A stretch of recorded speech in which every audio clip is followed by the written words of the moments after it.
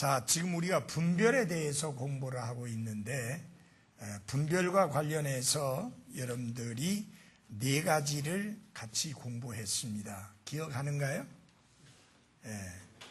그 앞에 거 보면 다 나오죠. 그래서 시간 전략을 위해서 5번째 189페이지에 영어 2 지혜로운 분별의 원리입니다. 자, 마태복음을 일단 찾도록 하겠습니다. 마태복음 7장.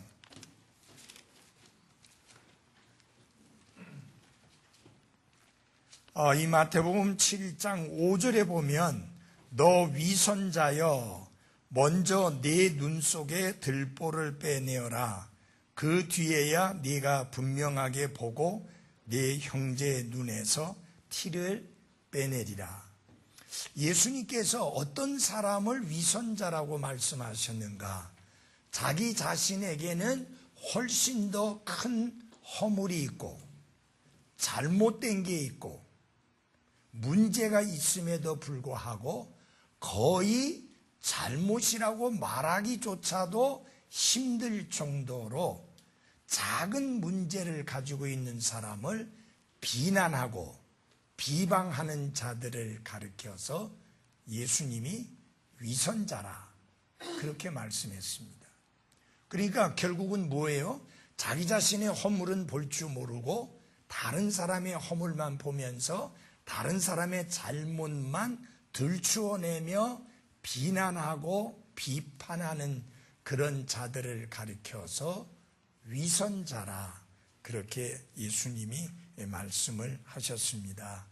자칫하면 하나님의 말씀에 따라 올바른 기준과 원리를 가지고 판단해야 되는데 그렇지 아니하고 그 말씀을 벗어나서 비판적이고 위선적인 사람이 돼버릴 수 있는 위험성이 언제나 있다고 하는 것을 우리가 생각할 필요가 있습니다. 그래서 분별하는 것은 하나님이 말씀하신 거고 가르치신 것이고 성경이 가르치고 있는 것이니까 분별해야 되는 것은 틀림없는 사실이지만 그러나 이 판단과 분별을 넘어서서 다른 사람을 또 다른 사람이 하는 일을 비난하거나 비판하거나 그렇게 비방하는 것은 죄악이고 잘못된 것이고 위선적인 겁니다. 정말 여러분 아주 위험한 것 중에 하나가 뭐냐면 자기 마음에 들지 않는다고 해서 하나님의 말씀이 하나님 말씀 그대로 선포되고 있는데 그것을 비방하고 비난하는 것은 굉장히 위험한 죄악입니다. 만약 그가 정말 구원받은 사람이라면 하나님께서 손을 댑니다. 구원받지 않은 사람이라면 손대지 않아요. 왜? 왜 하나님이 손대지 않는가? 아직 그의 때가 되지 않았기 때문에. 여러분 우리는 분명히 알고 있습니다. 분명히 성경이 가르치는 것은 구원받은 사람에게는 더 이상 정죄함이 없다고 그랬죠. 심판이 없다고 그 말이에요. 그럼 뭐만 있는가? 징계만 있는 거예요. 그러면 징계는 죽고 난 다음에 하나님 앞에 가서 받는 게 아니라 이 땅에 있는 동안에 받는 거예요. 그런데 내가 말씀을 벗어나서 그렇게 비난하고 비판하고 비방하고 있는데 그걸 지속적으로 하고 있는데 아무 일 없다. 그러면 그 사람의 구원은 의심스러울 수밖에 없는 거예요. 특별히 조심해야 될 게 있어요. 하나님의 말씀을 가르치고 선포하고 설교하는 자들을 함부로 비방하고 함부로 비난하는 것은 굉장히 위험스러운 죄악이에요. 분별은 해야 돼요. 말씀을 전하는 사람이 말씀 그대로 전하는지 그렇지 않는지는 분별하고 판단해야 돼요. 그러나 말씀 그대로 전하고 말씀 그대로 설교하고 말씀 그대로 가르치는데 왜 각 사람마다 자기의 취향이 있잖아요. 그 자기 취향에 맞지 않는다고 비방하고 비난하고 그리고 그 말씀을 대적하는 것은 그것은 크게 잘못된 그런 죄악입니다. 그래서 우리가 특별히 조심해야 될 것 중에 하나가 뭐냐면 성경은 판단과 분별은 가르치지만 비방과 비난을 가르치고 있는 것은 아니다라고 하는 거예요. 자칫하면 어디에 빠질 수 있느냐? 사람이 비판적인 사람이 되어버리고 그 다음에 위선적인 사람이 될 수 있습니다. 그래서 예수님이 이 판단할 때 지혜로운 그런 판단을 하고 지혜로운 분별을 할 수 있도록 상식적인 분별을 하도록 가르쳤는데 그게 6절 말씀이에요. 한번 다 같이 읽어보겠습니다. 시작. 너희는 거룩한 것을 개들에게 주지 말며 너희 진주를 돼지 앞에 던지지 말라. 그것들을 자기들의 발 밑에서 짓밟고 다시 돌이켜 너희를 찢을까 염려하노라. 이 원리는 이 장의 첫 5 구절들의 균형을 잘 잡아주는 그런 말씀입니다. 여러분 잘 보세요. 계속 비난하고 비판하고 비방하고 욕하고 하는 자, 성경은 뭐라고 말하느냐? 그는 개고 돼지라고 말하는 거예요. 그래서 여기 보십시오. 성경 기록에서 개는 부정한 동물이에요. 우리 신명기 23장 18절을 열어주십시오. 신명기 23장 18절.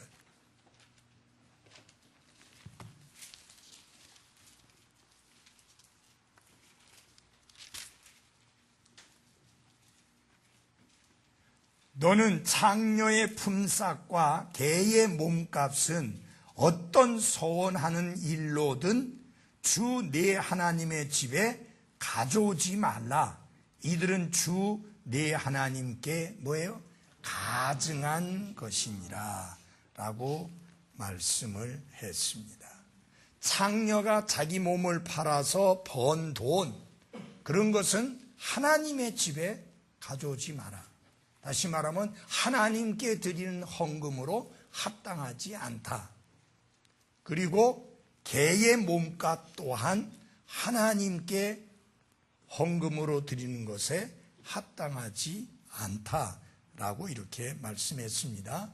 이 말씀은 하나님이 이스라엘을 직접 다스리시고 통치하시던 신정정치 하에서 그러하다 그 말입니다.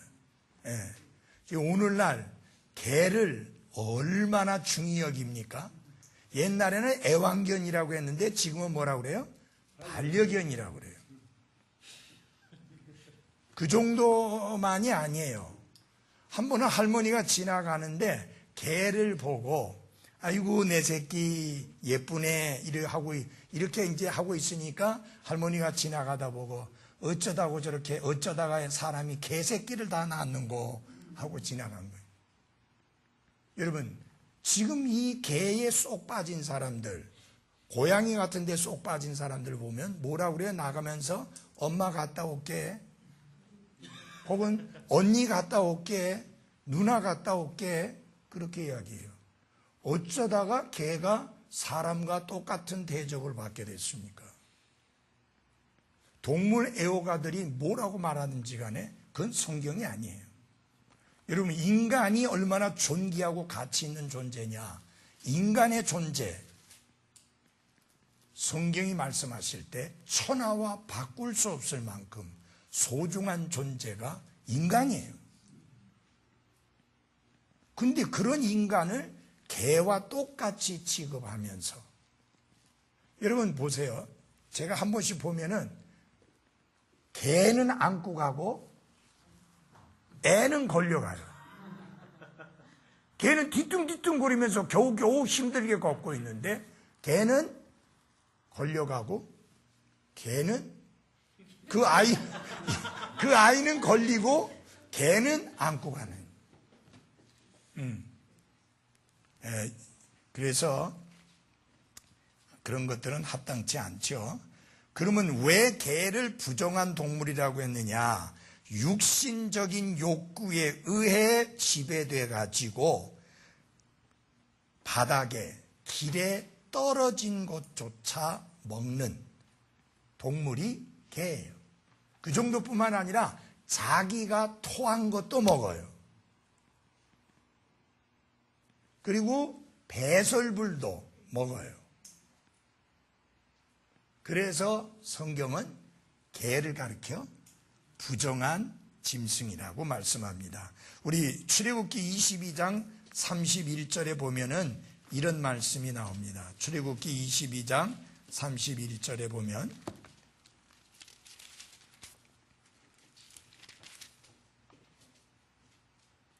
너희는 내게 거룩한 사람들이 될지니 너희는 들에서 짐승에게 찢긴 것의 고기를 뭐예요? 먹지 말고 개들에게 그것을 던질지니라. 왜? 개는 찢겨서 죽은 그런 것이라 할지라도 먹는 부정한 짐승이니까 그거는 개에게 던지지 사람은 먹지 말라. 왜? 하나님이 거룩함을 원하시기 때문이다. 그렇게 말씀을 하고 있습니다.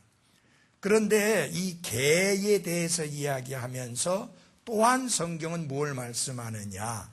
거짓 선생들을 무엇에 비유했느냐? 무엇의 상징으로 말했느냐? 개를 거짓 선생의 상징으로 말했고 구원받지 않은 자들을 개로 상징해서 말씀을 했습니다. 자, 그래서 우리 특별히 그 빌립보서 3장 2절을 보면은 신약 성경을 보겠습니다. 빌립보서 3장 2절.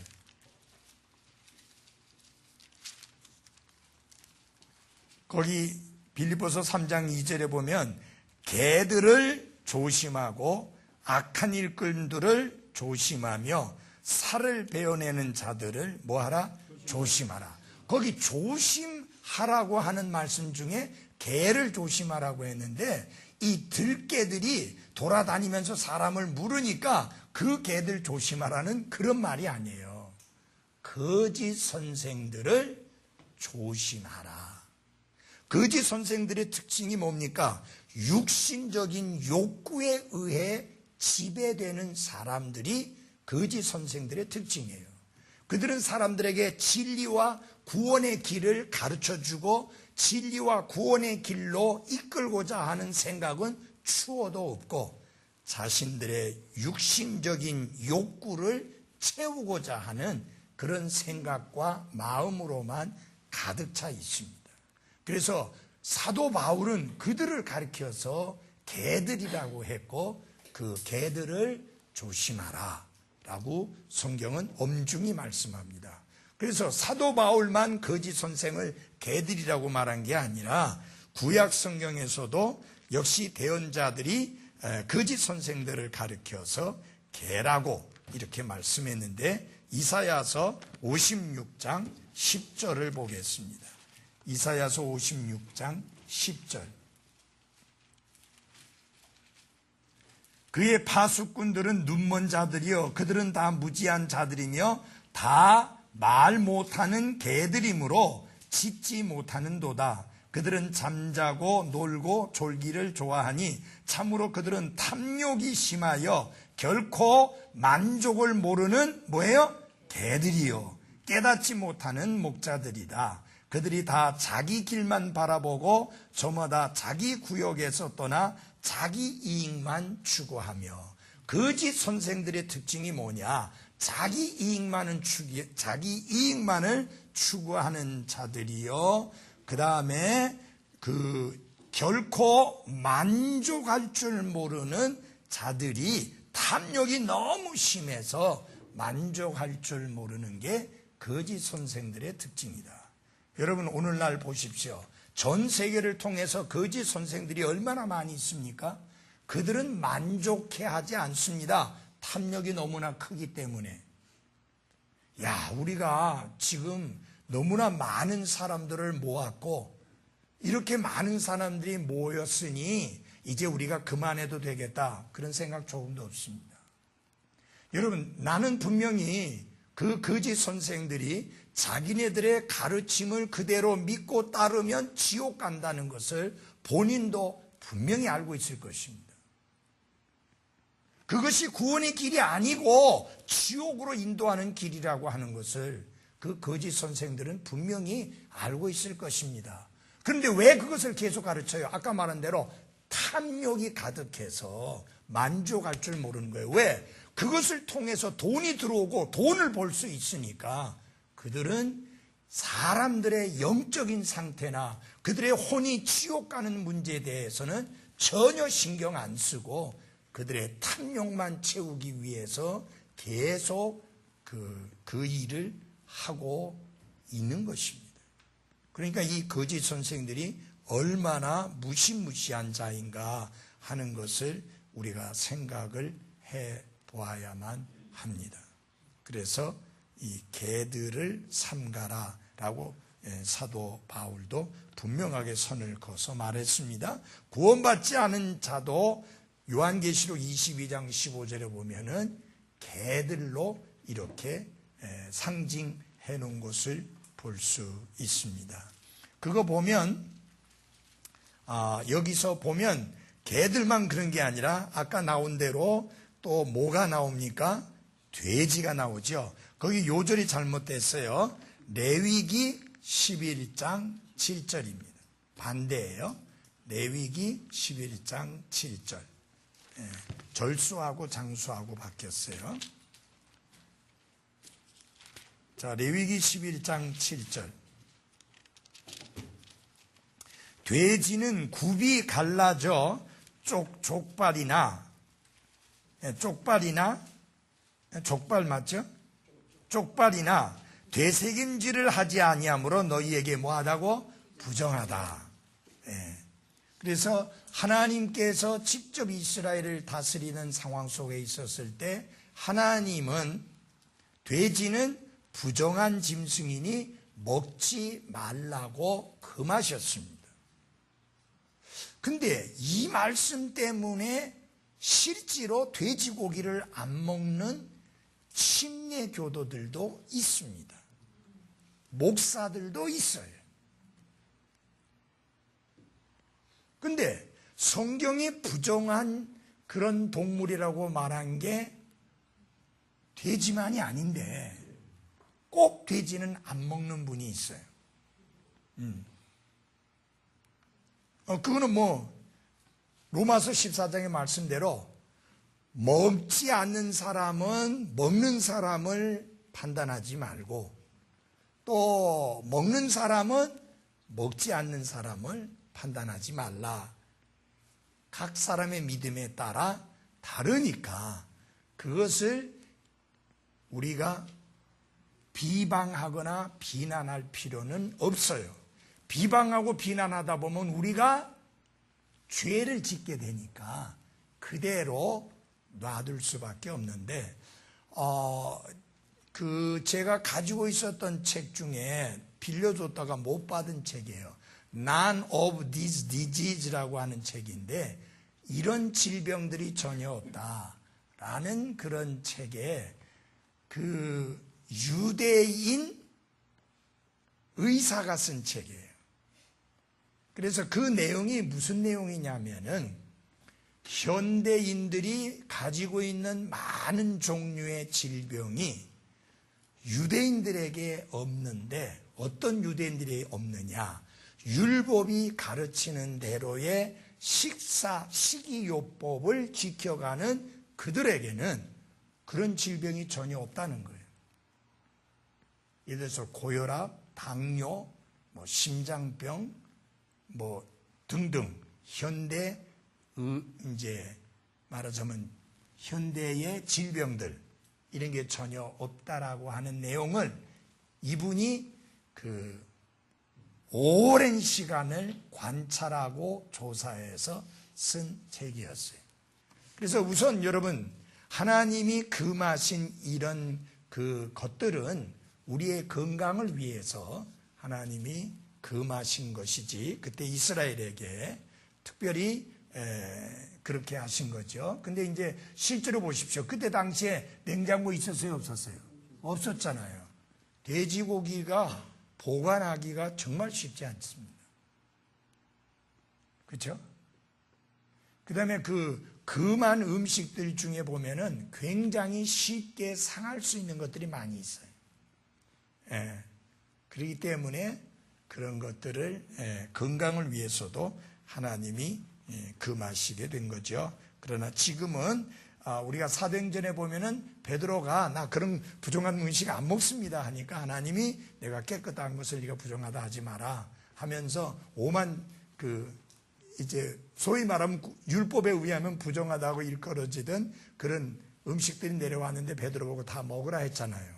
물론 이제 다른 의미도 있지만 역시 우리가 식사적인 면에 있어서도 먹는 문제에 있어서도 또 하나님께서 그렇게 말씀하신 부분도 있다고 볼 수가 있습니다. 어쨌든 간에 그 돼지를 부정하고 진흙탕에서 뒹굴기를 좋아하는데 이게 거짓 교사들의 상징이다. 우리 베드로후서 2장을 보시기 바랍니다. 베드로후서 2장입니다.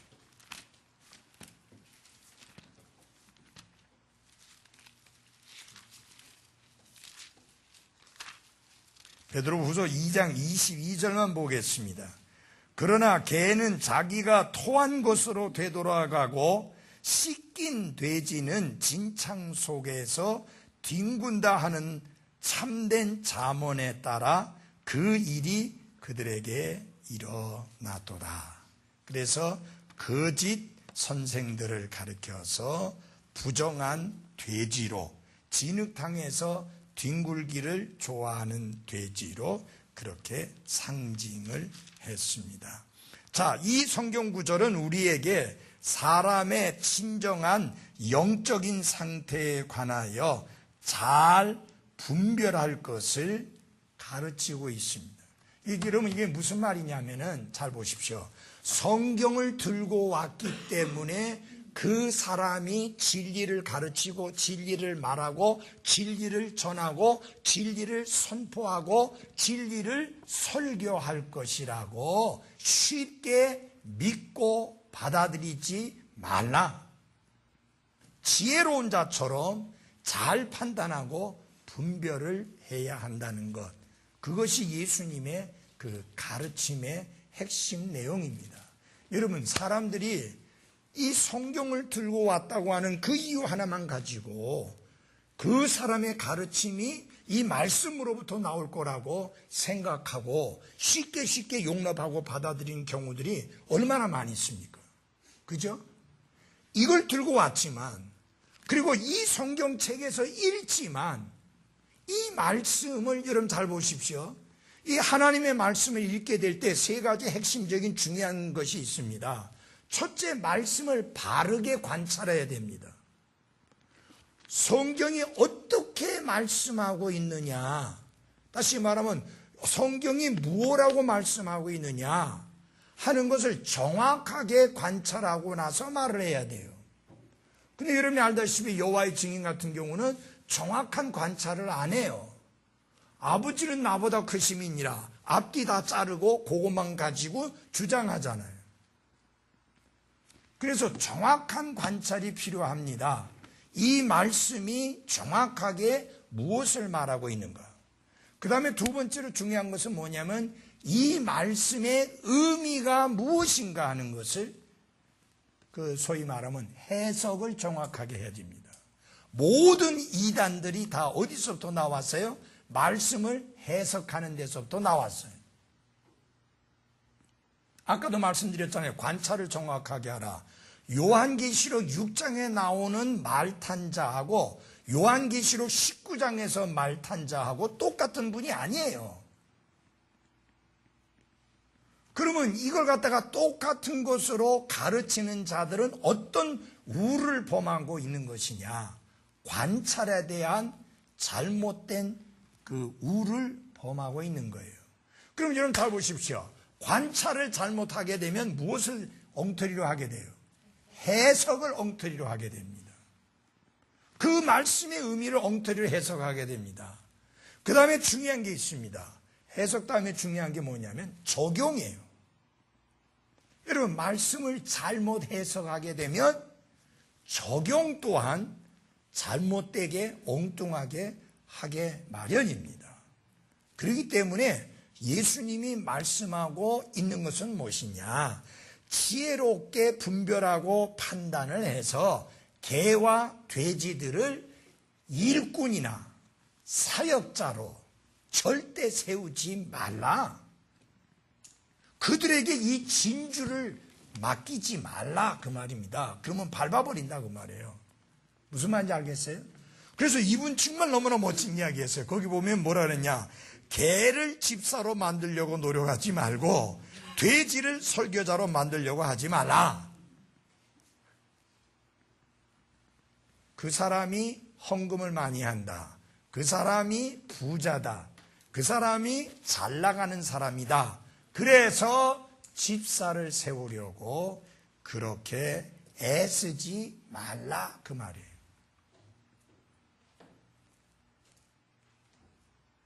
그리고 돼지를 설교자로 만들려고 하지 말라. 보십시오. 지저분하고 더럽고 본이 안 되고 삶이 엉망진창인 사람을 설교자로 세워 그 사람 손에 이 진리를 맡기지 마라. 여러분, 잘 들으셔야 돼요. 설교학만 배우면 다 설교할 수 있는 게 아니에요. 적어도 돼지가 아니어야 돼요. 돼지가 아니어야 돼요. 더러운 곳에서 뒹구는 사람이 설교자가 돼서 이 거룩한 말씀을 가르치고 설교하고 해서 안 된다 그 말이에요. 그래서 여러분 중요한 거는 이 말씀을 전하는 자가 말씀을 전하는 것과 함께 그 삶이 같이 일치하고 하나가 돼야 되고 그런 자가 단에 서서 말씀을 설교해야 되고 이 진주와 같은 말씀을 선포해야지 그렇지 않은 돼지 같은 자에게 이 진리, 이 진주를 맡기게 되면 이 진리를 상하게 할 뿐이다. 그래서 분별, 이 판단을 잘 해야 된다. 여러분, 우리가 실제로 보지만 돈을 밝히고 돈에 눈이 어두워진 설교자들이 많이 있나요, 없나요? 진짜 많습니다. 진짜 많습니다. 네. 그래서 그런 사람을 설교자로 만들려고 애를 쓰지 마라. 그래서 여러분, 제가 있는 동안도 마찬가지고 저 다음에 부목사님이 담임 목사가 됐을 때도 마찬가지입니다. 다른 설교자만 세울 겁니다. 진주를 맡겨도 진주를 상하게 하지 아니할 설교자를 단에 서워 설교하게 할 것입니다. 굉장히 중요한 부분이에요. 그러기 위해서는 지혜로운 판단, 지혜로운 분별이 필요하다라고 하는 이야기입니다. 아시겠죠? 예. 그 다음에 절대 권위의 원리인데요. 자, 모든 판단들은 하나님의 말씀에 기초하여서 해야 합니다. 저기 윤혜숙 사모님, 개 좋아하세요? 안 좋아하시죠? 개인적으로, 그렇죠? 예, 우리 천자매는 예, 정말 내 새끼 그리고 그 개를 향하여 엄마 왔다라고 말할 만큼 그럴 분이 여기 있어요? 혹시 은실이 자매는? 예. 예? 아, 고양이 좋아해요? 그래서 고양이 복은 내 새끼라고 하고 엄마 왔다 그래요? 예. 정말 여러분 말씀드리거니와 절대 그렇게 하지 마십시오. 그것은 하나님 앞에서 입술로 죄를 짓는 거예요. 하나님은 고양이와 사람을 각기 다르게 창조하셨습니다. 사람은 절대로 고양이 엄마가 될 수 없고 고양이 아빠 될 수 없어요. 사람은 절대로 개 아빠가 되고 개 엄마가 될 수 없어요. 하나님이 각기 종류대로 창조하셨어요. 섞을 수 없는 거예요. 예. 근데 제가 말씀드리고자 하는 것은 뭐냐면은 어떤 사람들은 정말 이 애완견을 정말 좋아하는 사람이 있어요. 그리고 요새 어느 정도 심하냐? 개가 죽은 다음에 화장을 지내주는데 자기 엄마 아빠 죽었을 때보다 더 슬퍼해요. 거기다가 어떻게 하느냐? 낙골당에다가 모셔요.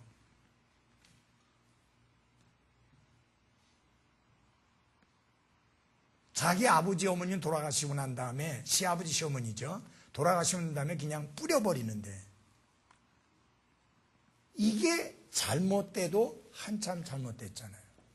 그 다음에 요새 이 젊은 사람들이 끔찍하게 잘못된 것 중에 하나가 뭐냐면 상품, 물건을 가지고 얘는요 아주 똑똑해요.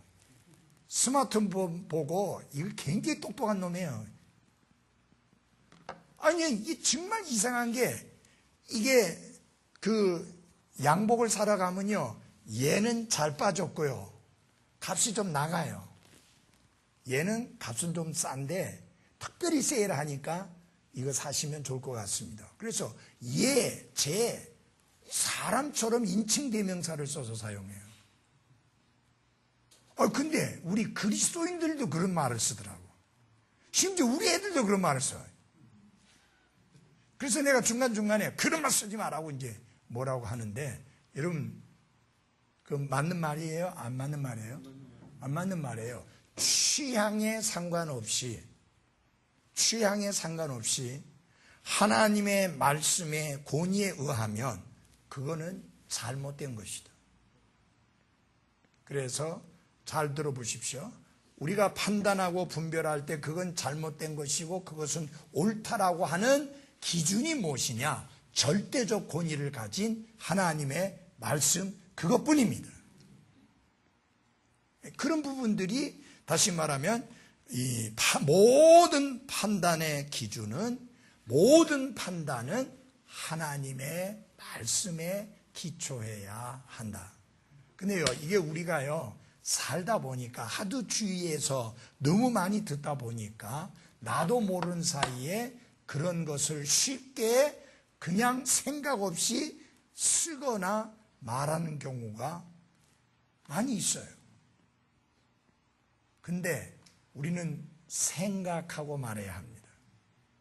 지금 내가 하는 말이 제대로 생각하고 제대로 말하는 것인지 충분하게 분별하고 말해야 됩니다. 아니 수박을 보고 얘는요 이렇게 해버리면 안 되잖아요. 이것은 해야죠. 그것은 해야지.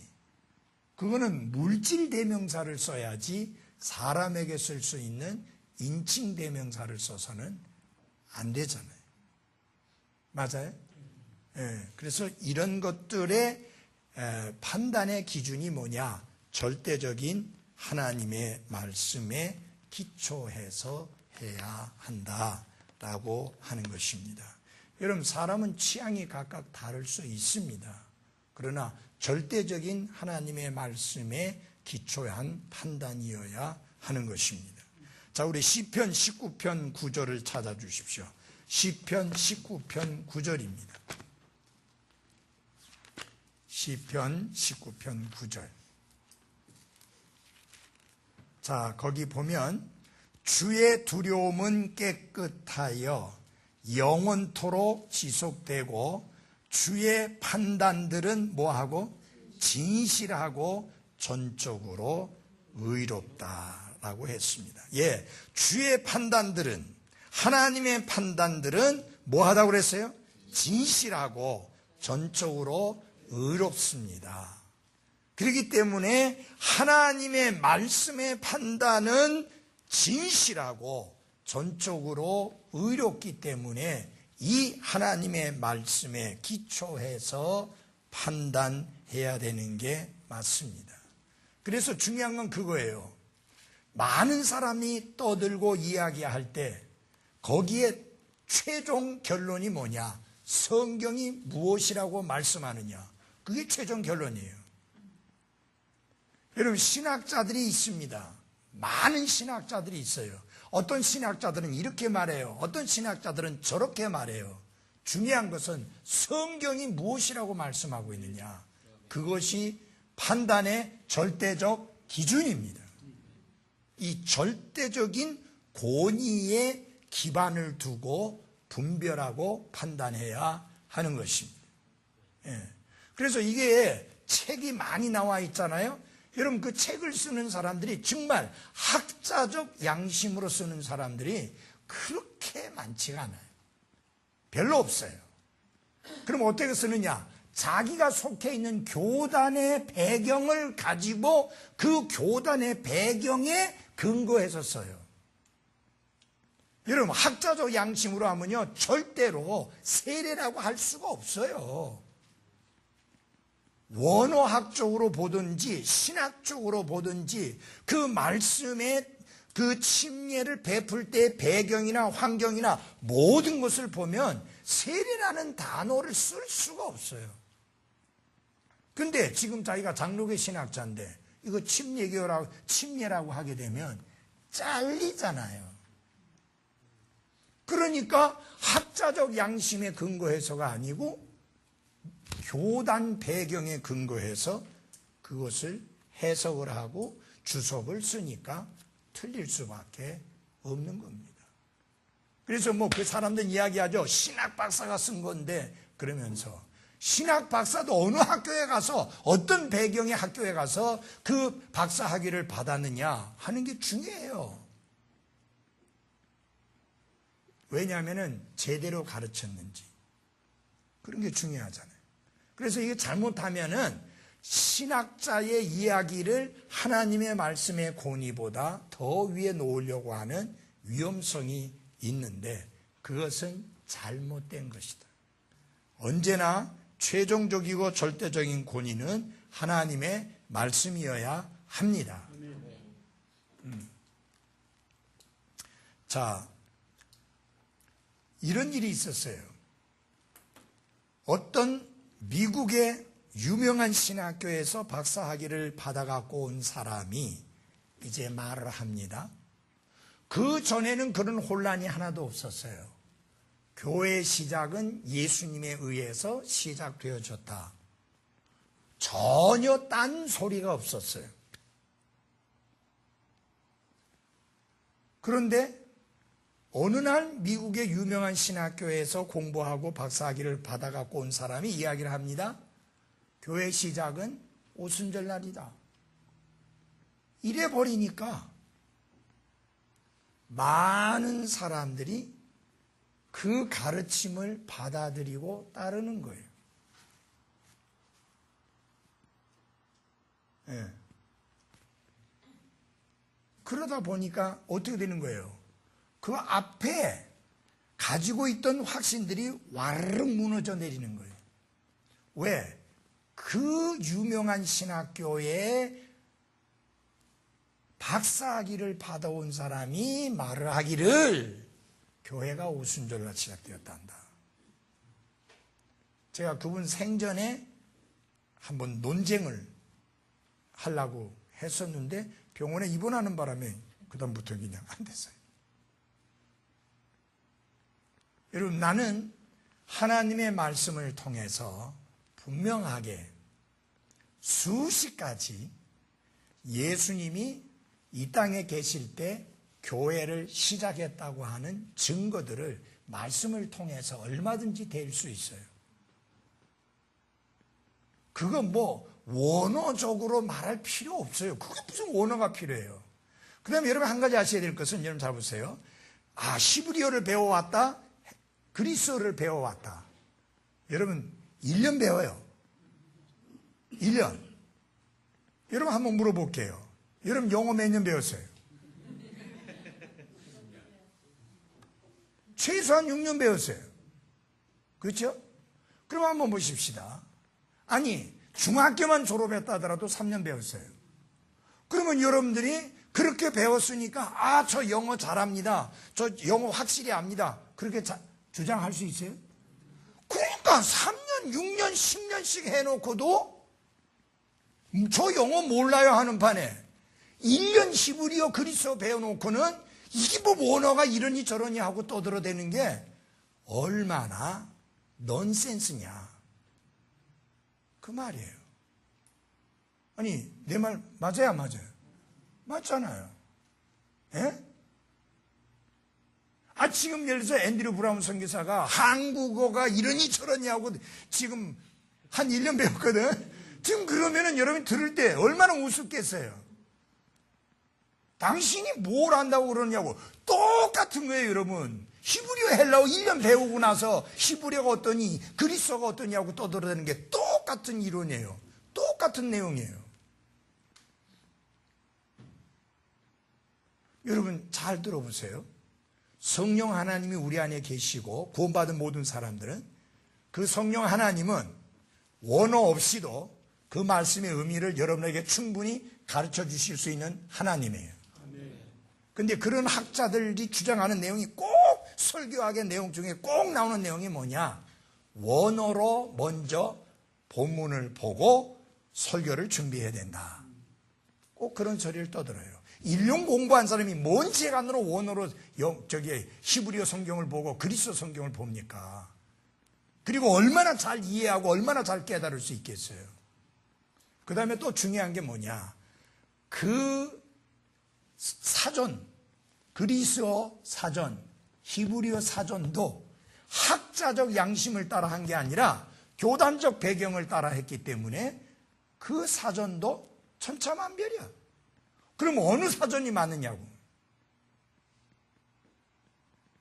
그런 시잘데없는 짓거리 하느니 우리는 성경 자체를 붙들고 씨름하면서 이해하면 되는 거예요. 그래서 여러분 원어 없어도 성경을 잘 이해할 수 있도록 하나님이 섭리로 보존하신 게 킹 제임스 성경인 거예요. 조금 있다가 얼마나 하나님이 이 성경을 킹 제임스 성경으로 섭리 가운데 보존해 주신 게 얼마나 하나님이 그 섬세하고 정확하게 하도록 하나님께서 사람들을 사용하셨는가를 보게 될 겁니다. 거기에 우리 부목사님이 굉장히 훌륭한 일을 여기에 해놓은 게 있어요. 조금 이따 공부하겠습니다. 자, 시편 119편 160절. 시편 119편 160절입니다. 자, 한번 같이 읽어볼까요? 시작. 주의 말씀은 처음부터 진실하오니 주의 의로우신 판단들은 모두 영원히 지속되나이다. 아멘. 이 말씀에 의하면 하나님의 참되고 의로운 모든 판단들은 영원히 어떻게 지속될 것이다 라고 말씀을 했습니다. 그러니까 중요한 것은 뭐냐? 하나님의 말씀을 꾸준히 사용하는 건데, 히브리서 5장 14절 보십시오. 히브리서 5장 14절.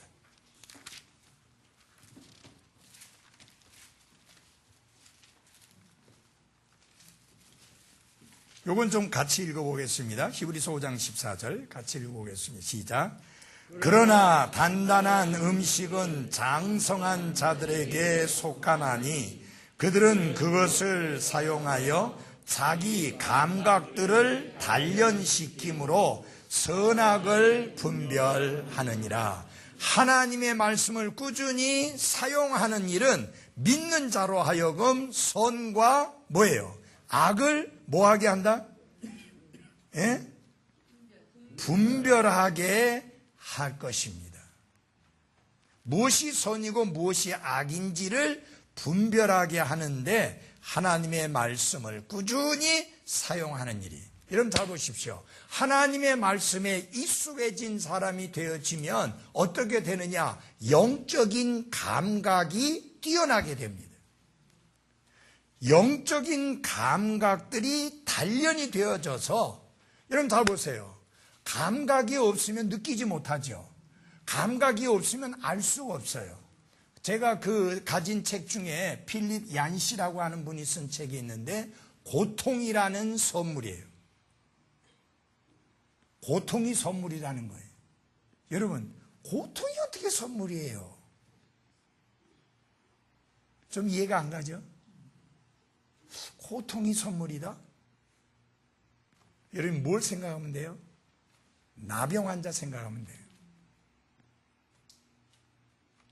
그분이 이제 그리스도인 의사인데 나병 환자들을 이제 치료해주는 그런 일을 감당을 했었는데 아주 어렵고 힘들게 사는 아프리카 지역 사람들 중에 나병 환자 걸린 사람들, 이제 이 사람들이 치료를 받으러 이렇게 이분에게 오는데 한 번씩 오는데 지난번에 분명히 손가락이 있었는데 그 다음에 왔는데 손가락이 없는 거예요. 왜 그랬을까요? 떨어져 나간 게 아니에요. 너무 열악한 환경이다 보니까 이 천막 치고 살고 이런 상황인데 쥐가 들락거리는데 쥐가 와서 이 손가락을 다 갉아먹어 버린 거예요. 그런데 이 사람들은 감각이 없으니까 모르고 그냥 자는 거예요. 그래서 그분이 고통이 하나님의 선물이다, 그렇게 말한 거예요. 그래서 여러분이 고통을 느낄 수 있다는 거 감사한 일이다. 감각이 없으면 손가락을 베어가는데도 모르잖아요. 영적인 감각이 단련되어 있지 않으면 선과 악을 분별하지 못합니다. 은혜와 율법을 분별하지 못합니다. 교회와 이스라엘을 분별하지 못합니다. 영적인 것과 육신적인 것을 분별하지 못합니다. 세속적인 것과 거룩한 것을 분별하지 못합니다. 영적인 감각이 단련되어 있지 않으면.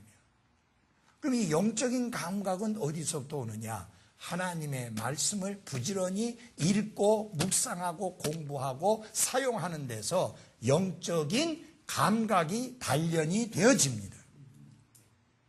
이 영적인 감각이 단련되지 않은 사람 보면은 거짓 선생들이 접근해서 유혹하면 바로 쉽게 넘어가는 거예요. 왜? 뭘 못하니까? 분별을 못하니까. 그래서 이 영적인 감각이 잘 단련되어 있어야 돼요. 어떤 자들이 무슨 이야기를 하게 되면 여러분 영적인 감각의 촉이 딱 이렇게 해가지고 분별해야 되는 거예요. 영적인 감각이 단련되어 있지 않으면 무뎌져 있으면은 분별을 못하게 되고 그래서 빠지고 넘어가게 되는 겁니다. 그런데 이게 이 영적인 감각이요, 도대체 설교를 수십 년 동안 듣는데도 이게 영적인 감각이 제대로 단련이 안 되는 사람이 있어요. 어떤 사람이냐? 설교를 듣는데 자기 생각하고 듣고 있는 거예요. 소위 말하면 자기가 익숙해 있는 은혜 받은 목사만 생각하고 있는 거예요. 그러니까 앉아서 듣기는 듣는데 딴 사람 생각하고 있잖아요. 그러니까 아무리 설교 들어도 사람이 변화가 안 돼. 달라지질 않아. 이게 아주 위험한 거예요. 그래서 여러분 이 영적인 감각이 무딘 사람은 보니까요, 이 참 너무너무 오래됐는데도 40년 이상 됐는데도 아직도 장로교의 것을 못 버리는 목사가 있어요. 성서 침례교 목사하면서 50년 가까이 사역했는데도 아직도 장로교의 것을 못 버리는 거예요. 참 답답하더라고요. 여러분, 이제 중요한 건 뭐냐면은 성경에 보면은 배를 버리고 예수님 따랐죠. 그물을 버리고 예수님 따랐죠. 가지고 따른 거 아니에요. 내가 잘못됐던 것 전에 들었고 배웠고 알았지만 하나님의 말씀에 의해서 판단해 보니 잘못된 거면 버려야 되는데 그래야지 따를 수 있잖아요. 예. 여러분 잘 들어주십시오. 영적인 감각이 무뎌지지 않도록 늘 하나님의 말씀 안에 깨어있기를 바랍니다. 하나님 말씀을 가까이 하고 하나님 말씀을 사용하는 자가 되어져야 합니다. 아멘? 그래서 이게 아주 중요한 거예요, 이게. 여러분이 지금 저희 교회에서 계속 말씀을 듣는데 뭐 내가 설교하든지 부목사님이 설교하든지 선교사님이 설교하든지 전도사님이 설교하든지 그 재미는 없어. 솔직히 설교가 정말 재미없어. 예. 뭐 웃음소리를 한마디 하나 어쩌다가 웃음소리 한다고 했는데 웃기지도 않아. 예. 그죠? 예? 썰렁하죠. 예. 그 윤자의 말이 종합편편이에요. 썰렁해.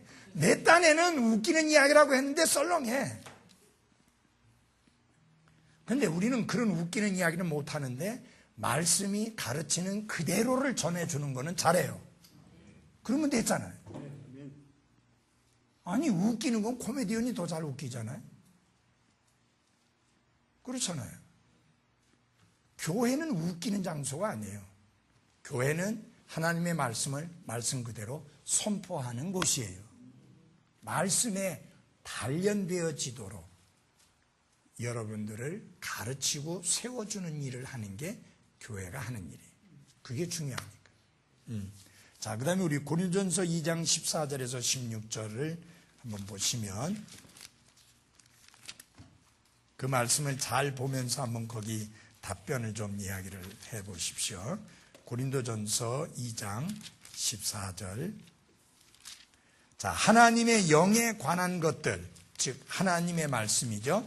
영적으로 어떻게 분별됩니다. 영적으로 분별되는 거예요. 그러므로 영적인 사람은 모든 것을 뭐 할 수 있어요? 판단할 수 있습니다. 그 판단의 기준이 하나님의 말씀이기 때문입니다. 그리고 하나님의 거룩한 말씀 안에 우리는 무엇을 가지고 있어요? 그리스도의 뭐예요? 생각을 가지고 있습니다. 자, 이게 중요한 거예요. 그리스도의 생각. 여기 빌립보서 2장을 열어주십시오. 빌립보서 2장.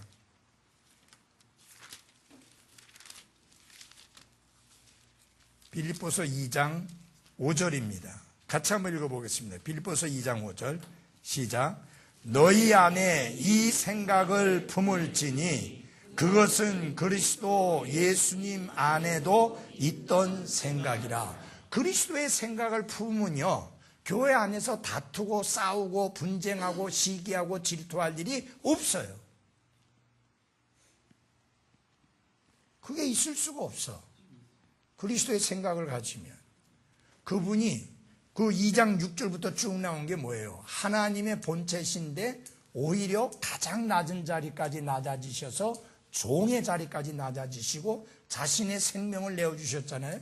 우리가 그런 생각으로 형제 자매들하고 교제하는데 무슨 다툼이 있고 무슨 분쟁이 있고 무슨 싸움이 있고 무슨 시기가 있고 무슨 질투가 있겠어요.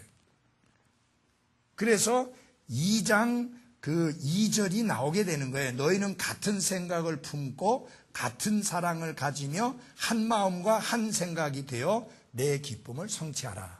한 마음과 한 생각을 가지려면 그리스도의 생각을 가지면 되는 거예요. 뭐 예를 들어서 어떤 사람이 당신도 나 같은 생각을 좀 가져 라고 주장하면 안 돼요. 우리는 내 생각처럼 생각하라고 말해야 되는 게 아니라 그리스도의 생각처럼 생각해야 되는 게 하나가 되는 거예요.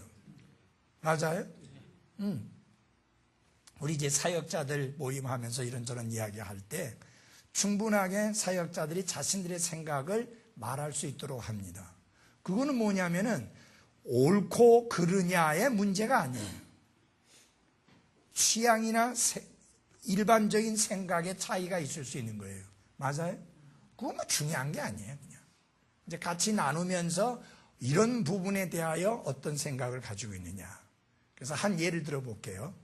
나는 이런 생각을 가지고 있습니다. 커피 머신도 좋은 거 해놓고 돈 안 넣고 그냥 마시잖아요. 교회가 적어도 성도들을 위해서 그 정도의 서비스는 해야 된다 생각해요. 자, 그 다음에 여름 되니까 나는 이제 슬러시 머신을 하나 들여놓으면 좋겠다라는 생각을 해요. 근데 부목사님 생각은 달라요, 나하고. 근데 내가 옳고 부목사님 틀리고 부목사님이 옳고 내가 틀린 게 아니에요, 이거는. 이거는 중요한 게 아니에요. 다시 말하면 본질적으로 아주 중요한 것이 아닌 비본질적인 것에 대한 생각의 차이예요. 그러면 이제 부목사님은 왜 그러느냐? 오랜 세월 미국의 교회에 있었잖아요. 거기서는요, 절대 공짜가 없거든요. 네. 지금 우리 같이 식사 다 공짜로 하는 거, 그 사람들은 상상도 못해요. 1년 가도 한 번, 두 번 그냥 식사를 무료로 제공할 때가 있는데, 그러면요, 얼마나 그거를 많이 떠벌리고 홍보를 하는지. 무슨 최고급 호텔에 모셔다가 그냥 거저 먹이는 것처럼 거창하게 이야기를 합니다. 그리고 사람들도요, 그거를 어마어마하게 받고, 뭐, 안 믿는 사람 데려와갖고 막, 먹게 하고, 그래서 복음 듣게 하고, 그 정도예요. 우리는 뭐, 매주 먹어도 뭐, 별, 감동 없잖아. 그죠? 감동 없잖아. 있습니다. 야, 있어요? 고맙습니다.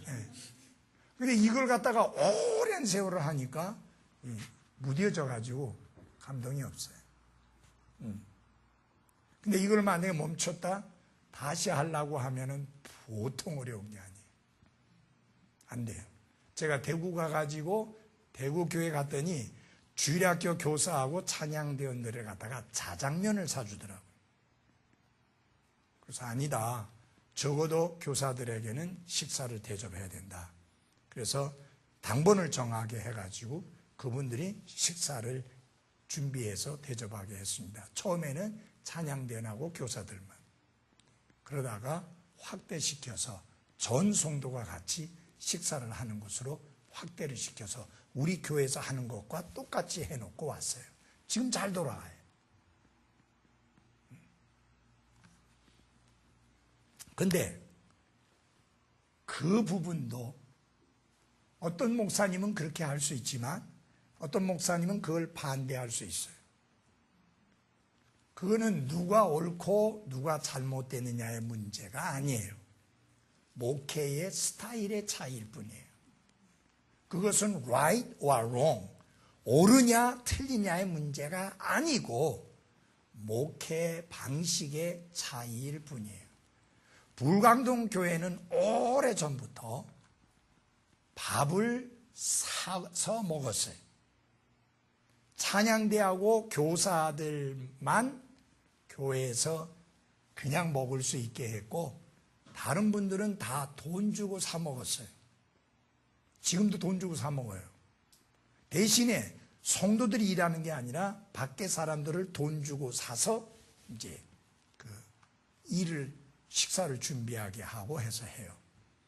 나는 내가 만약에 한다고 하면 나는 절대로 그렇게 안 할 거예요. 그거는 스타일의 차이예요. 방식의 차이예요. 무슨 말인지 알겠어요? 자, 예를 보세요. 잘 들어보세요. 우리가 믿지 않는 자들에게 전도하는데 그 사람에게 우리가 예배 드리는 동안에 우리가 먹을 밥을 준비하게 한다? 나는 개인적으로 그 동의 못해요. 그래서 우리 교회에는 예배 드리는 시간에 식사 준비한다고 못 올라오는 사람 한 명 있어요? 한 명도 없어요. 우리가 시작한 일에 한 번도 그렇게 된 적이 없었어요. 저의 목회 철학은 뭐냐? 절대로 예배 드리는 시간에 식사를 준비한다고 부엌에 있는 사람이 있어서는 안 된다. 근데 제가 서울에 설교하러 가보면 안 들어오는 거예요, 몇몇 사람이. 왜 안 들어오냐 그러니까 식사 준비한다고. 또 오후에도 안 들어오는 사람이 있는 거예요. 왜 안 들어오냐 그러니까 설거지 한다고. 나는 도저히 그건 이해가 안 돼요. 근데 그것도 옳으냐 그르냐의 문제가 아니고 그 교회를 목회하는 목회자의 목회 철학이고 방식이에요. 그분은 내 말을 듣고 나서 정말 이렇게 다 예배 들어오도록 하려고 그렇게 하는데도 안 된대요. 안 된대. 우리는 대신에 토요일 날 와서 다들 이렇게 열심히 준비 딱 해놨다가 또 올라가기 전에 또 일찍 와갖고 딱 준비했다가 그 다음에 다들 올라오잖아요. 뭐 힘들어요 그거? 예? 예. 쉽지는 않죠. 왜냐하면 일찍부터 와야 되니까. 토요일 날 해놓고도 또 주일 날 일찍 와야 되니까 쉽지는 않아요. 주일 날 아침에 보면 동동동동동 해야 되고 특별히 여름에 너무너무 더워가지고 예배 드리러 가기 전에 사우나 먼저 하고 그거 좀 어떻게 해결해야 될지 좀 과제인데 그거 쉽지는 않죠. 그런데 이게 옳다 저게 옳다라고 하는 그런 문제는 아니에요. 목회 철학, 목회 방식의 차이일 뿐이에요. 그것 가지고 누가 옳고 누가 틀리다 그렇게 말해서는 안 되는 거예요. 근데 중요한 거는 우리가 섬길 때 중요한 게 그리스도의 생각을 가지고 섬기는 것. 그게 아주 중요해요. 그리스도의 생각을 가지고 섬기면 내 섬김이 힘들다, 너무하다, 벅차다 이런 생각들을 가지지 않을 수 있고 기쁨으로 즐겨 섬길 수가 있습니다. 그리스도의 생각을 가지게 되면. 자, 이제 마지막 본보기를 따르는 판단. 만일 우리가 판단을 하게 된다면 우리는 하나님께서 하시는 것처럼 판단해야 된다. 이게 본보기를 따르는 판단이 중요하죠. 그렇죠? 본보기를 따라야 되는데 하나님이 판단하신 것처럼 판단하는데 그럼 어떻게 하는 것이냐 하는 걸 보겠습니다. 창세기 18장 25절에 보면은 자, 그 말씀 보죠, 여러분들이? 18장 25절에 보면은 이렇게 말씀했습니다.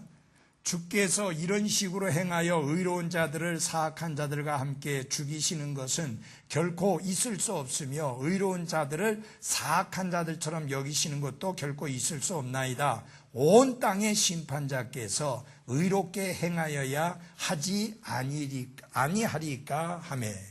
이 아브라함이 대단해요. 하나님 앞에 어떻게 감히 이런 식으로 말을 하는지. 그죠? 예. 상당히 아주 섬세하게 따지고 묻고 있는데 거기 보면은 하나님은 온 땅에 뭐예요? 심판자이십니다. 그 다음에 사도행전 10장 42절을 보게 되면은 이렇게 말씀하고 있습니다. 10장 42절. 또 그분께서 우리에게 명령하사 백성에게 선포하게 하시고 하나님께서 산자와 죽은 자의 심판자로 정하신 이가 바로 그분이심을 증언하게 하셨으니. 자, 보십시오. 하나님은 어떤 분이에요? 산자와 죽은 자의 심판자이십니다. 계속 나옵니다. 그 다음에 히브리서 12장 23절에 보면 이렇게 말씀하고 있습니다. 히브리서 12장 23절.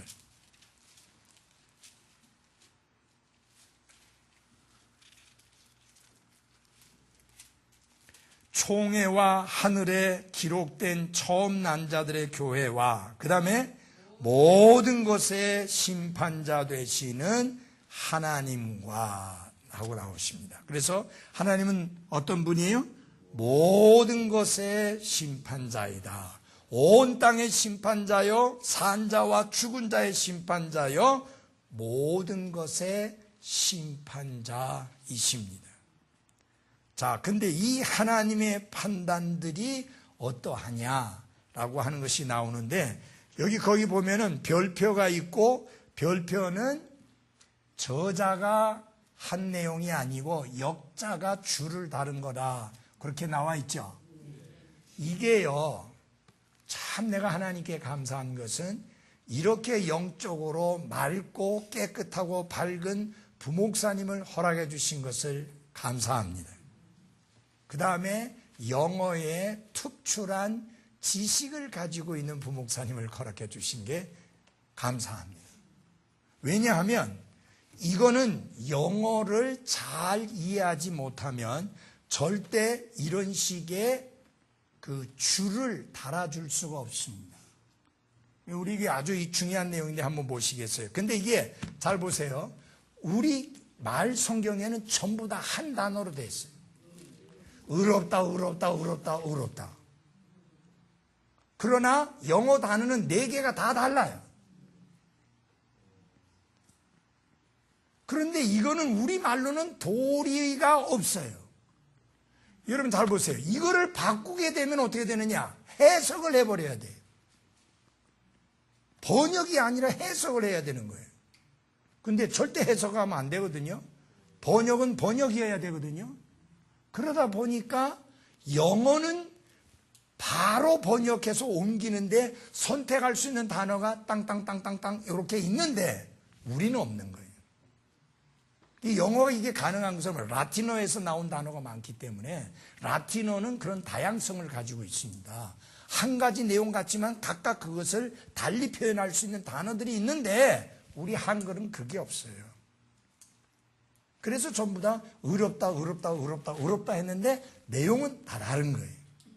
예, 자, 그래서 보겠습니다. 먼저 창세기 18장 25절 누가 큰 소리로 좀 읽어주세요. 창세기 18장 25절 아까 보았던 구절이에요. 주께서 이런 식으로 행하여 의로운 자들을 사악한 자들과 함께 죽이시는 것은 결코 있을 수 없으며 의로운 자들을 사악한 자들처럼 여기시는 것도 결코 있을 수 없나이다. 온 땅의 심판자께서 의롭게 행하여야 하지 아니하리까. 예, 여기서 의롭게 행하여야 하지 않겠습니까? 하나님이 심판을 하시되 의롭게 심판해야 되지 않느냐. 거기에서 의롭다는 말이 영어로 right이라는 말이에요.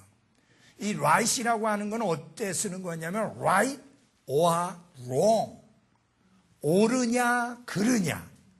옳고 그름을 가릴 때 쓰는. 그러니까 옳다는 말은 틀리지 않았단 말이죠. 맞다. 정확하다. 그런 의미예요. 아시겠어요? 그러니까 하나님께서 판단하실 때, 하나님께서 심판하실 때 누가 봐도 그 심판은 맞다. 그 판단은 맞다. 라고 할 수 있게 해야 되지 않겠습니까? 그런 뜻이거든요. 그래서 그런 의미에서 하나님의 심판은 맞다. 옳다. 그런 말입니다. 그래서 우리가 많이 그런 거 하잖아요. 그게 옳으냐 틀리냐. 그렇죠? 그때 쓰는 말이 영어로 right이에요. 그래서 여기에 의롭다라는 말이 그렇게 된 것이고요. 그 다음에 시편 9편 8절입니다. 시편 9편 8절. 그분께서 세상을 의로 심판하시며 올바름으로 백성들에게 심판을 베푸시리로다. 네, 거기서 보면 주께서 어떻게 한다? 어떻게 하시며 의로 심판하시며라고 했는데 거기 보면은 이런 표현이 있습니다. And he shall judge the world in righteousness라고 해요.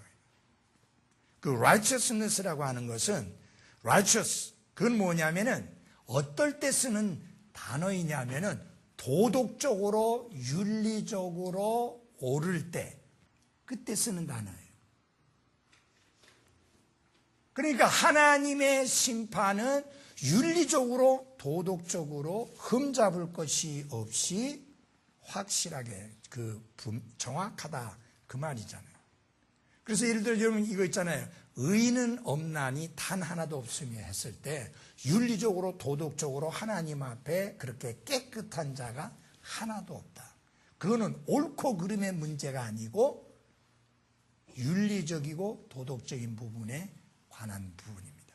그러니까 하나님의 판단은 윤리적으로 도덕적으로 문제가 없다. 그런 이야기입니다. 이해하시겠어요? 그 어렵다는 말이. 근데 여러분 알다시피 지난날 그 많은 재판들이 있었고 많은 판사들이 재판을 했잖아요. 특별히 이 군사 독재 정권 시절에는요, 참말로 안 죽을 사람도 죽었고 감옥에 안 가야 될 사람도 갔고 윤리적으로 도덕적으로 문제가 있는 거예요.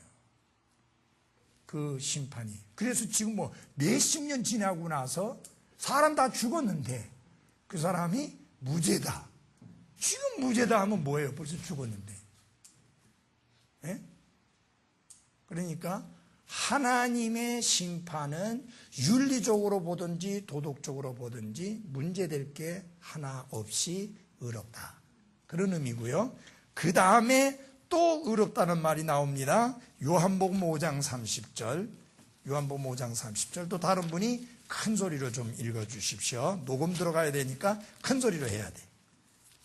5장 30절.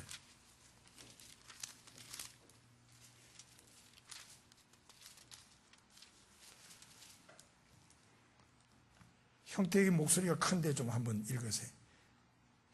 나는 아무것도 스스로 할 수 없노라. 나는 듣는 대로 심판하노니 내가 내 뜻을 구하지 아니하고 나를 보내신 아버지의 뜻을 구함으로 내 심판은 의로우니라. 아멘. 여기서 보면 내 심판은 또 의롭다 했죠. 그 여러분 세 번 다 의롭다는 말로 우리는 똑같은 단어가 사용되어졌잖아요. 그죠? 그런데 아까 설명드린 대로 첫 번째 것은 하나님의 판단은 맞다. 정확하다. 뭐 거기다 뭐 왈가왈부할 거 없다. 그 다음에 하나님의 심판은 의롭다라고 할 때에 도덕적으로나 윤리적으로 흠잡힐 게 없다. 그 다음에 세 번째, 이게 아주 중요한 거예요. just라고 했는데 심판, 판단 등이 공정한, 공평한 그런 의미를 갖고 있습니다. 공정한 심판이다. 여러분 한쪽에 치우치지 않았다는 거잖아요. 그래서 여러분 좀 우리 이번에 사법부에 문제가 많이 생겨가지고 지금 난리 벗고잖아요. 결국은 무슨 말이에요? 아니 1심, 2심 다 유죄 판결 내렸는데 최고법원에 가가지고 무죄 선언을 내버렸는데 그게 그 판사의 판단이 공정하게 된 게 아니라 다른 입김에 의해서 그렇게 돼버렸으니까 그거는 공정하고 공평한 게 아니잖아요. 그러니까 하나님이 판단하시고 하나님이 심판하시면 아무도 하나님 앞에서 하나님, 다른 사람들의 입김에 의해서 하나님이 공정하게 공평하게 판단하지 않았습니다 라는 이의를 제기할 수가 없다. 그분은 항상 공정하고 공평하신 분입니다. 공의로우신 분이니까. 아시겠어요? 그게 굉장히 중요한 부분이에요.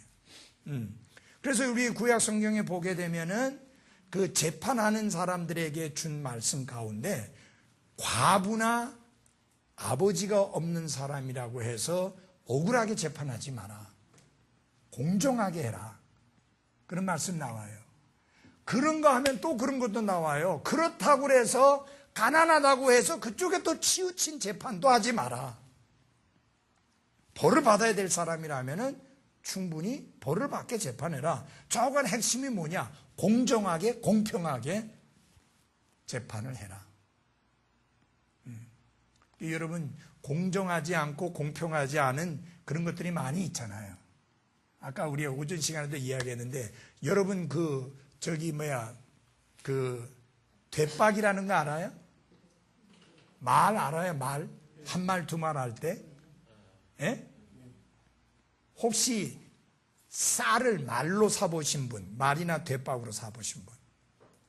예, 오자면 근데 우리 이신우 형제는 뭐 젊은 사람이 어떻게 제가 옛날에 완전 저 산동네에 살았었는데 예, 거기서는 그렇게 했어요. 예. 그래. 근데 왜 윤예수 자매는 안 해봤어요? 그래서 이게 이제 서울은 이제 이게 이 말 크기의 그 분량은 한자가 있어요. 말 두 자거든요. 근데 대박 이 작은 거는 한자가 없어. 근데 이게 서울하고 부산하고 달라요. 그러니까 대전까지 하고 그 대전 이남하고 달라요. 대전까지는 소두라고 해요. 그러니까 거기서 말하자면은 한 말을 사면 부산의 한 말의 반밖에 안 돼. 왜냐하면 소두 열대니까. 근데 이쪽에서는 대두 열대예요. 대박 큰 걸로 10개예요. 예. 그러니까 그 다음에 이제 대박 밑에가 홉이 있어요. 홉. 작은 거. 그게 10개 모이면 이게 한 대박이 되는 거예요. 그 대박이 10개 모이면 말이 되는 거예요. 예. 그런데 이게 이제 제가 왜 이야기를 하느냐. 이때 이 말을 이제 말로 사게 되면 이 사람들이 쌀을 담는 방법이 아주 교묘해요. 살살살살 담아요. 그래서 쌀이 다 이렇게 서. 그러면 적게 들어가죠. 시골장에서 사면 그렇게 안 하고 흔들어 가지고 말을 해서 줘요. 도시는 절대 그렇게 안 해. 그리고 이제 싹 해가지고 이 동그란 걸 가지고 이렇게 싹 깎아요. 인심 쓰는 척하고 끝에 가서 조금 남겨가지고 이제 담아주는 거예요. 말은 그렇게 할 수 있는데 대박은 어떻게 하느냐. 손을 대박 속에다 싹 집어넣어요. 엄지손가락을. 그래가지고 쌀을 싹 담아요. 그래가지고 손을 싹 빼. 그러면 그만큼 들 들어가는 거예요. 예. 여러분 공평한 거예요? 아니죠. 공정한 거 아니잖아요. 그게 공정하지 않다는 말이 그런 식. 그것도 작은 거지만. 그래서 사랑하는 여러분, 그래서 성경에 그 주머니에 추를 2개 가지고 있지 마라. 공정하지 않은, 공평하지 않은 그런 것 하지 마라. 그러니까 여러분 우리가 돈을 벌더라도 비겁하게 벌면 안 되고 부도덕하게 벌면 안 되고 비윤리적으로 벌으면 안 됩니다. 양심적으로 벌어야 되고 윤리적으로 벌어야 되고 도덕적으로 깨끗하게 벌어야 하는 게 맞습니다. 예. 속이면서 그 속임수를 통해서 공정하지 않은 거래를 해서 돈을 버는 거 안 돼. 요새 나는 이 문 대통령 정부가 들었으면서 정말 마음에 드는 것 중에 하나가 공정거래위원회가 이게 불공정 거래하는 거 막 다 두드려 깨고 막 다 잡아내는 거 너무 시원해. 예. 왜? 그 사람들이 본래 하는 일이 그거예요. 공정하게 거래하지 않는 자들을 대기업이든 중소기업이든 가서 두드려가지고 공정하게 하게 하는 게 공정거래위원회가 해야 할 일이잖아요. 그동안 그렇게 안 했어. 지금 하고 있으니까 막 지금 반발도 나. 여러분 항상 그래요. 도덕적으로 바르게 하면 부도덕한 자들이 들고 일어나. 반대해. 그렇잖아요. 왜? 부도덕하게 할 때는 편했는데 이게 도덕적으로 윤리적으로 바르게 하니까 불편해지는 거예요. 여러분 물건 사는데 온팍 뒤집어 써가지고 진짜 화나고 짜증나고 그런 경우 있잖아요. 정직하게 장사 안 해가지고. 예. 저는 이제 어디 갔다가 이렇게 길에서 파는 거라든지 고속도로 휴게소 파는 걸 너무 잘 넘어가. 예. 분명히 거기서는요 돌도 잘라지었고 그 톱이 그래서 야 이런 거 사다 놓으면 우리 집사님들 일할 때 쉽겠다 싶어서 사왔더니 돌은 고사하고 나무도 잘 안 잘. 그게 뭐야? 지네들이 쓰는 거는 잘라지는 톱이에요. 그러나 파는 거는 그런 톱이 아니에요. 이게 뭐예요? 공정하지 않은 거예요.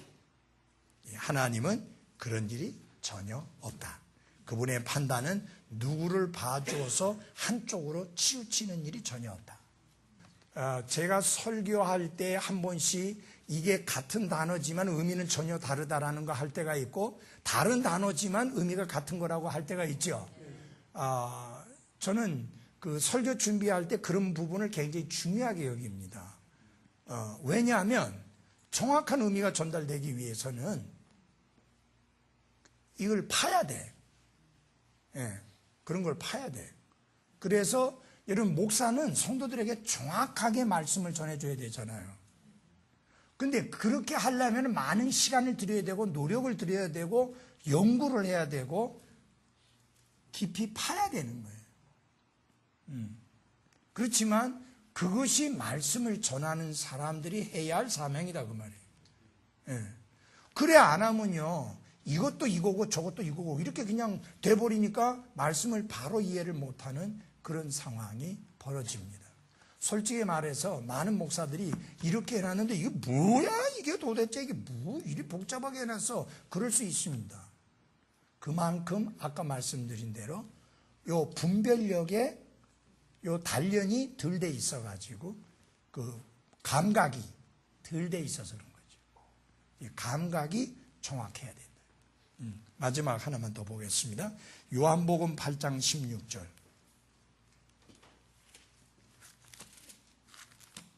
요한복음 8장 16절. 우리 다 같이 한 목소리를 읽어보겠습니다. 요한복음 8장 16절. 같이 읽겠습니다. 시작. 만일 내가 판단해도 내 판단은 참되니 이는 내가 혼자 있지 아니하고 나를 보내신 아버지와 내가 함께 있기 때문이라. 여기서 의롭다고 또 나오죠. 참되다. 참됩니다. 여기서 이제 참되다고 나왔는데, 참되다라고 하는 것은 여기에 의미는 뭐예요? 거짓이 아니고 참이라는 의미예요. true, 진실. 거짓의 반대인 진실, 참되다. 그런 의미입니다. 그래서 하나님의 판단은 언제나 진실됩니다. 거기에 거짓이 있을 수가 없습니다. 그래서 하나님이, 잘 보십시오, 참되게 판단하시는 것처럼 우리도 판단할 때 거짓되게가 아니고 참되게 판단해야 됩니다.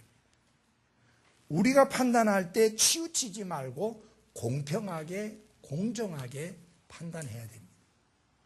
그 다음에 윤리적으로나 도덕적으로나 흠잡힐 게 없는 그런 판단을 해야 됩니다. 그 다음에 정말 그거 맞는 거냐? 라고 말을 했을 때, 예, 맞습니다.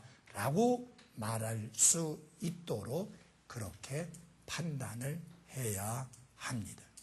그래서 이런 거를 보면은 정말 성경이 얼마나 섬세하게 정확하게 기록되어졌는가를 볼 수 있고요.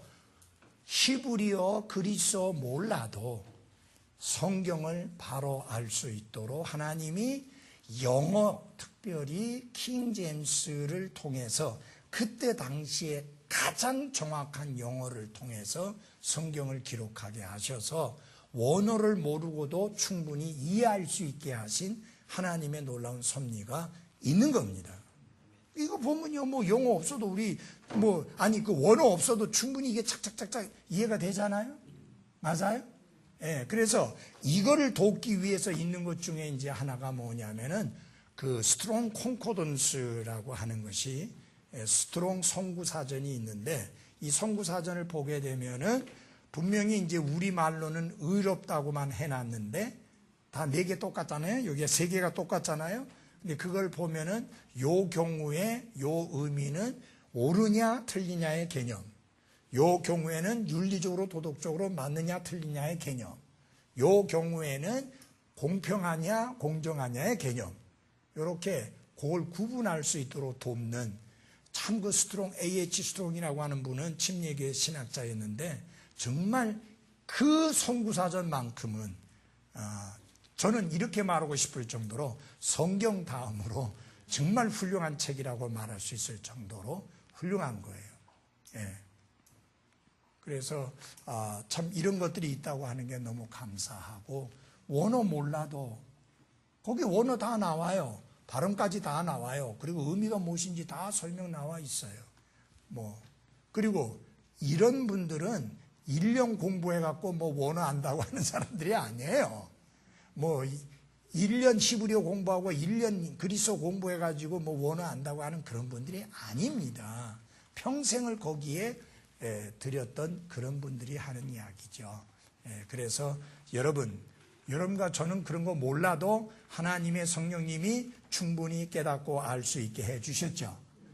그 다음에 중요한 게 뭐냐, 각 사람의 믿음의 분량만큼 깨달으니까 하나님께서 누구를 세워주셨느냐? 목회자를 세워주셔서 말씀을 풀어 전하게 하셨기 때문에 목회자의 역할이 중요하다는 이야기예요.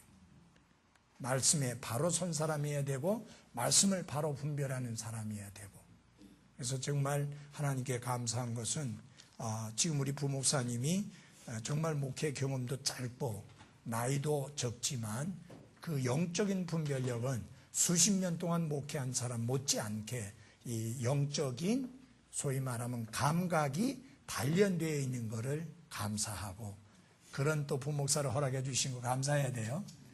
그래서 제가 사역을 하다가 그만두더라도 그 말씀 사역에 대한 것은 제가 걱정하지 않아도 되는 게 정말 내가 복받은 사람이다, 그렇게 생각합니다. 맞는 것 같죠? 기도합시다.